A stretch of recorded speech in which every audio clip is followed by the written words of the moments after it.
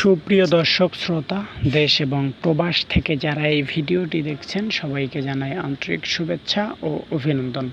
আমরা আছি হযরত শাহজালাল আন্তর্জাতিক বিমানবন্দরের দ্বিতীয় টার্মিনালে। কথা বলবো আজকে বাংলাদেশ এয়ারলাইন্স এবং ঢাকা এয়ারপোর্টের দ্বিতীয় টার্মিনালের সংক্রান্ত নানান তথ্য নিয়ে। চলুন মূল ভিডিওতে চলে যাই।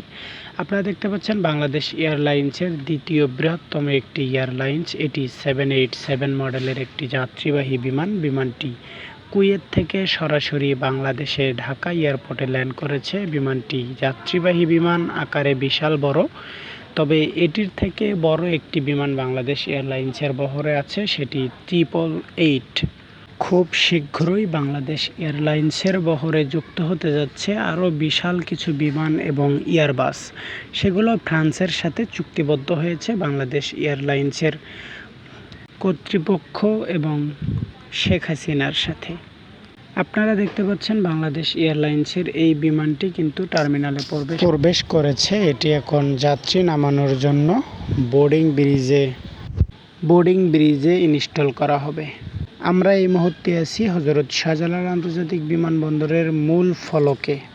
আমরা সব সময় আপনাদেরকে ঢাকা এয়ারপোর্টের নানান বিষয়ে তথ্য দিয়ে থাকি। আশা করছি আপনাদের ভিডিওগুলো ভালো লাগবে। যে কোনো তথ্য পেতে আমাদেরকে অবশ্যই কমেন্ট বক্সে জানাতে পারেন। আপনারা দেখতে পাচ্ছেন এটি একটি domestic airlines, air star airlines. এটি বাংলাদেশে একটি যাত্রীবাহী অভ্যন্তরীণ এয়ারলাইন্স কোম্পানির একটি বিমান। এটি অনেক ভালো মানের একটি এয়ারলাইন্স, ডোমেস্টিকের সার্ভিস দিয়ে থাকে। বর্তমানে বাংলাদেশে যতগুলো এয়ারলাইন্স কোম্পানি ডোমেস্টিক সেবা দেয় তার ভিতরে এয়ার স্টার সর্বপ্রথম। এটি সবথেকে ভালো সেবা দিয়ে থাকে এবং এই বিমানটি অত্যন্ত সুন্দর এবং সেবার মান থেকে 1 নাম্বার।